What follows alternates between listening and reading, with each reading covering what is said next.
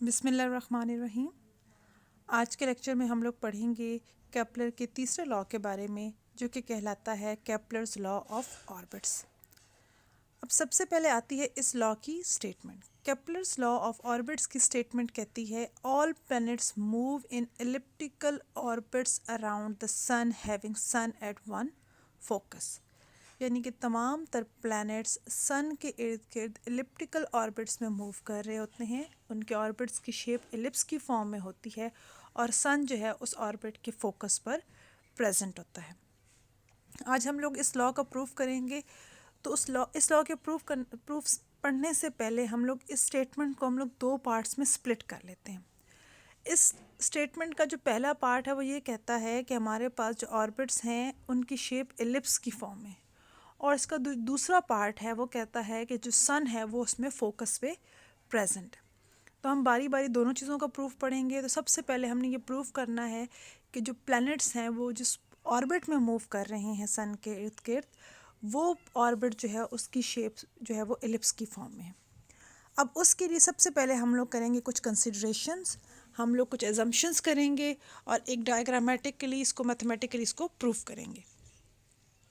अब उसके लिए हम लोग सबसे पहले सपोज करते हैं ये फिगर है जिसमें आप देख सकते हैं कि हमारे पास एक जो प्लैनेट है वो मूव कर रहा है एक ऑर्बिट के अंदर, और उस ऑर्बिट के फोकस पे हमने कहा है कि ये सन प्रेजेंट है।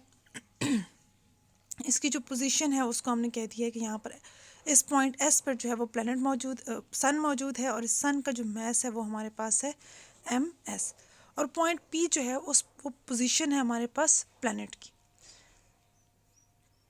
और पॉइंट पी जो है उस पर जो प्लैनेट मौजूद है उसका जो मैस है वो है हमारे पास एम पी। अब ये जो पॉइंट पी है और पॉइंट एस है, इन दोनों के बीच का जो डिस्टेंस है यानी कि सन से लेकर प्लैनेट तक का जो डिस्टेंस है, उसके लिए हमने एक लाइन ड्रॉ की है पी से लेकर एस तक, और इसकी जो लेंथ है वो इक्वल्स टू हमारे पास आर है। अब ये जो लाइन आर है, ये सेगमेंट पी एस है, ये रेफरेंस एक्सिस के साथ सेमी मेजर एक्सिस के साथ एंगल बना रहा है, एंगल थीटा। अब चूंकि हम लोगों ने प्रूव करना है कि जो हमारे पास ये जो कॉनिक बन रहा है, जो ऑर्बिट है ये कॉनिक है, और इस कॉनिक के लिए हमने एक इक्वेशन ड्राइव करनी है। तो उस इक्वेशन को ड्राइव करने के लिए सबसे पहले हम क्या करेंगे कि इस कॉनिक के या जो कर्व पाथ हमें नज़र आ रहा है इसके हम पैरेलल एक वर्टिकल लाइन ड्रॉ करेंगे जिसको हम कहते हैं डायरेक्ट्रिक्स। अब ये डायरेक्ट्रिक्स जो है वो हमें बताएगी कि हमारे पास जो ऑर्बिट होगा इसकी शेप कैसी होगी और ये कितना बेंडेड ऑर्बिट होगा। तो हम क्या करते हैं कि सबसे पहले हम लोग इस डायरेक्ट्रिक्स के साथ हम लोग इन पॉइंट पी और एस को जो है वो ज्वाइन कर लेते हैं। अब पॉइंट पी से हमने एक लाइन हॉरिजॉन्टल लाइन ड्रॉ की है डायरेक्ट्रिक्स तक, और वो इसको मीट कर रही है एट पॉइंट एम। इसी तरह से हमने पॉइंट एस से भी हमने एक लाइन ड्रॉ की है एट पॉइंट डायरेक्ट्रिक्स की तरफ एक हॉरिजॉन्टल लाइन ड्रॉ की है, और ये पॉइंट डी पर जाके उसे इंटरसेक्ट कर रही है। इसके बाद हमने क्या किया है कि यहाँ से पॉइंट एस से हम लोग ड्रॉ करेंगे एक परपेंडिकुलर इस लाइन पी एम पे, और ये जो परपेंडिकुलर है ये इसको मीट कर रहा है एट पॉइंट एन। अब ये हमारे पास आगे कुछ एजम्पशंस, ये हमने इक्वेशन ड्राइव करनी है चूँकि कॉनिक के लिए। तो उसके लिए हम लोग सबसे पहले ये एजम्पशंस कर लेंगे कि हमारे पास एक कॉनिक है, उसके साथ हमने एक डायरेक्ट्रिक्स ड्रॉ किया है, और बाकी तमाम तर कोऑर्डिनेट्स को हम लोगों ने जैसे मैंने आपको मेंशन किया बताया उस से हम लोगों ने इसको मेंशन कर लिया। अब ये प्रूफ करने के लिए कि हम लोगों के पास ऑर्बिट की शेप क्या होगी, हम लोगों ने फाइंड आउट करनी है इसकी एक्सेंट्रिसिटी। जब आप लोग कॉनिक्स का सेक्शन पढ़ेंगे तो कॉनिक्स जब आप मैथ्स में आप लोग जब कॉनिक्स पढ़ते हैं तो वहाँ पर भी हम लोग जब भी किसी भी ऑर्बिट की शेप फाइंड आउट करना चाहते हैं, किसी कॉनिक की शेप फाइंड आउट करना चाहते हैं, तो हम उसके लिए उसकी एक्सेंट्रिसिटी फाइंड आउट करते हैं। इस केस में भी हम लोग इसकी एक्सेंट्रिसिटी फाइंड आउट करेंगे। अब एक्सेंट्रिसिटी के लिए सबसे पहले हम लोगों ने इक्वेशन फाइंड आउट करनी है। तो एक्सेंट्रिसिटी का फॉर्मूला है distance of point P from focus divided by distance of point P from directrix. ये जो हमने वर्टिकल लाइन ड्रॉ की है ये हमारे पास कहलाती है डायरेक्ट्रिक्स। हम पॉइंट पी का distance from focus divided by distance of P from the directrix. अब पॉइंट पी का जो फोकस से डिस्टेंस है वो इक्वल है हमारे पास एस पी सेगमेंट के इक्वल। इसी तरह से जो हमारे पास पी का जो डिस्टेंस है फ्रॉम डायरेक्ट्रिक्स, जो वर्टिकल लाइन ड्रॉ है इससे जिसका डिस्टेंस है वो हमारे पास इक्वल है पी एम सेगमेंट के इक्वलेंट है। और आप देख सकते हैं कि जो पी एम सेगमेंट है, पी से लेकर एम तक का सेगमेंट जो है इसके दो सब पार्ट्स हैं, एक पी से लेकर पॉइंट एन और फिर एन से लेकर एम तक, यानी कि दो सेगमेंट्स पर ये मुश्तमिल है। अब हम लोग क्या करते हैं, इसकी इक्वेशन की तरफ बढ़ते हैं। अब एक्सेंट्रिसिटी को हम डिनोट करते हैं स्मॉल ई से, and small e is equals to S P segment divided by P M segment, यानी कि distance of P from focus and distance of P from directrix. अब इस इक्वेशन में से हम लोग क्या करेंगे, एस पी को एक साइड पे मूव कर लेते हैं और बाकी सारे टर्म्स को जो है हम लोग दूसरी साइड पर ले जाते हैं। अभी मैंने आपको इससे पहले बताया कि जो हमारे पास सेगमेंट पी एम है ये बेसिकली दो सब पार्ट्स में है, पी से लेके एन और फिर एन से लेके एम तक जो सेगमेंट है उसकी लेंथ के इक्वलेंट है। तो eccentricity e into P M की जगह पर हमारे पास क्या आ जाएगा, P N segment plus N M segment की लेंथ। अब हमारे पास जो एस पी सेगमेंट है वो हमारे पास इक्वल है डिस्टेंस आर के। मैंने आपको बताया कि सन से लेकर पॉइंट एस से लेकर पॉइंट पी तक का जो डिस्टेंस है वो हमारे पास किसके इक्वल है, स्मॉल आर के। इसी तरह से जो पी से लेकर एन तक का डिस्टेंस है वो आप देख सकते हैं कि हमारे पास एक राइट एंगल ट्राइंगल बन रहा है और पी से लेकर एन तक का जो डिस्टेंस है वो इक्वल आता है आर कॉस थीटा के, इसका हॉरिजॉन्टल कंपोनेंट आ गया। इसी तरह से जो हमारे पास ये सेगमेंट है N M, segment N M जो है उसी के बिल्कुल पैरेलल अगर हम जाएं तो हमारे पास सेगमेंट आ जाता है डी एस। डी से लेकर एस तक का जो सेगमेंट है वो बिल्कुल इक्वल है एन से एम तक के लेंथ में। तो हम लोग पुट कर लेते हैं वैल्यूज़ की डी एस सेगमेंट। तो हमारे पास इक्वेशन बन जाएगी R is equals to eccentricity e whole multiplied by R cos theta plus D S segment की लेंथ। अब हमारे पास जो एक्सेंट्रिसिटी ई है इसको ब्रैकेट वाली दोनों टर्म से मल्टीप्लाई कर लेते हैं तो हमारे पास क्या आ जाएगा, R is equals to e R cos theta plus e D S. अब इसमें से हम लोग क्या करते हैं कि कॉस थीटा वाली टर्म को हम दूसरी साइड पे ले जाते हैं और जो सिर्फ डी एस वाली टर्म है उसको हम लोग इसके राइट हैंड साइड पर रहने देते हैं। तो हमारे पास अब इक्वेशन रीअरेंज करने के बाद हमारे पास फॉर्मूला आ जाएगा R minus e R cos theta is equals to e D S. ये जो हमारे पास E into D S segment की जो लेंथ है ये इक्वल होती है लेटस रेक्टम L के।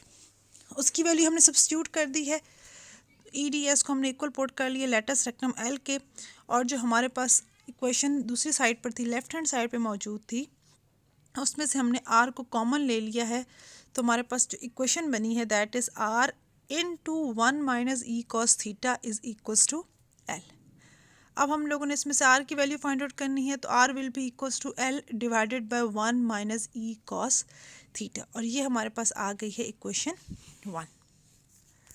इक्वेशन 1 जो है R is equal to L divided by 1 minus e cos theta, ये बेसिकली इक्वेशन ऑफ ऑर्बिट है।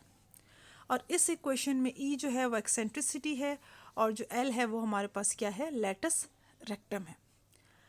अब ये जो एक्सेंट्रिसिटी E है ये बताती है हमें कि हमारे पास इस ऑर्बिट की शेप क्या होगी, या जो कर्व्ड ऑर्बिट है बेसिकली E जो है वो मेजर होता है कर्वेचर ऑफ ऑर्बिट का, और ये बताती है कि हमारे पास जो ऑर्बिट है उसकी शेप क्या पैराबोला है, हाइपरबोला की फॉर्म में है, एलिप्स की फॉर्म में है, या फिर सर्कल की फॉर्म में, यानी कि जो हमारे पास ऑर्बिट है इसकी शेप क्या होगी। अब ऑर्बिट्स हमेशा क्लोज पाथ होते हैं, क्लोज पाथ ही को हम ऑर्बिट कहते हैं। इसलिए हमारे पास जो पैराबोला और हाइपरबोला की जो पॉसिबिलिटी है वो रूल आउट हो जाती है कि पैराबोलिक और हाइपरबोलिक फॉर्म में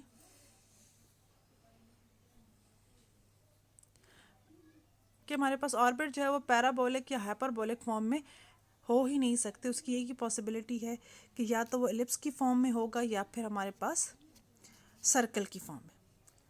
अब अगर हमारे पास जो ऑर्बिट है वो उसकी जो शेप है अगर वो सर्कुलर है, in case of circle eccentricity E की जो वैल्यू है वो इक्वल्स टू 0 होती है। For a circle eccentricity E is equals to 0, और इस E की वैल्यू 0 से 1 के बीच में लाई करती है। अगर एक्सेंट्रिसिटी E की वैल्यू इक्वल्स टू 0 हो, इसका मतलब ये हुआ कि ऑर्बिट जो है वो सर्कल की शेप में होगा। अगर उसकी वैल्यू इक्वल्स टू 0 है तो फिर हमारे पास ये इक्वेशन ही होल्ड नहीं करती, जो हमारे पास इक्वेशन 1 है वो होल्ड ही नहीं करती, उसमें वो उस इक्वेशन की फॉर्म ही चेंज हो जाती है।